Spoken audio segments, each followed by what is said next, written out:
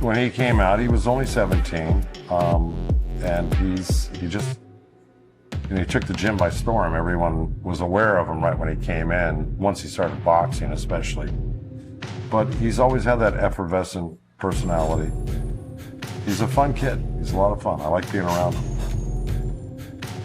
When he comes to the gym, it's a little bit of a back and forth, and anybody who wants to try to get involved and get battered verbally is more than welcome. But he's really fun.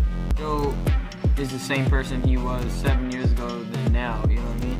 So Joe used to take me out to go eat burgers, showed me all the good food spots, so pretty much he tries to do that again, but now I have a little bit more of my own input, so we kind of debate back and forth on what's the best, but overall we have a great relationship, and back then it was great, and now it just matured into a different kind of one, but it's still good. You know, I wanted to train Ryan when he was 17, you know.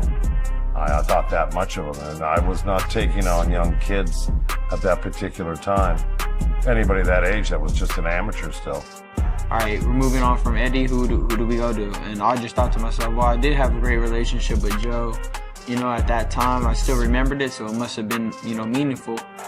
So as I called Joe, it was still the same, you know, great conversations. And to be honest, I stayed in contact with Joe a lot of the times, asking him about how he thought about my fight, because Joe has a very great mind when it comes to boxing and everything else. Ryan's attorney and manager had called me and said, Joe, I need to talk to you. And I said, Lupe, I got to call you back. And he goes, well, you better make sure you do. And that's when he sprung it. He goes, can you make it down to San Diego tomorrow? And I go, you know, we made a change in training, and Ryan wants you to train him. And so, of course, you know, I jumped on that. I do know this. He's like an incredible athlete.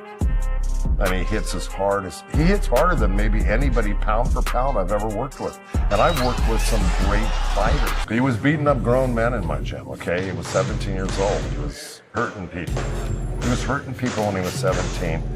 He has a great look. I mean, the kid looks like a movie star, like De La Hoya did. De La Hoya had a great look when he was young.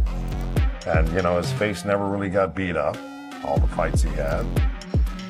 You know, because he was a clever fighter too, and that left hook of De La Hoya's, forget it. You get hit by that, it was over. I said, how could you? That's messed up. What's messed up? You know what I said? I mean, just can't believe you're doing this to me. That's insane. You hurt my heart. Well, I'm still not doing You broke my heart. It's over. It's over. We're done. Again? We're done. Yeah, I'm breaking up with you again. Now, how did I do that? You just broke my heart. Just move on. All right. Well, I thought I was being. No, you were being sweet. I thought I was being courteous and generous, and that's what I'm trying to be here. And I hope you don't take offense to it. It's cool. Because I don't ever want to offend fighters. I love what I do. I'm offended. Too late. I'm offended. You what? I'm offended already. I'm hurt. All right, good. I'm offended, glad. hurt, all that. All right, okay. Well, look, I mean, I'm still not following it exactly, but all I can do is try to be gracious to you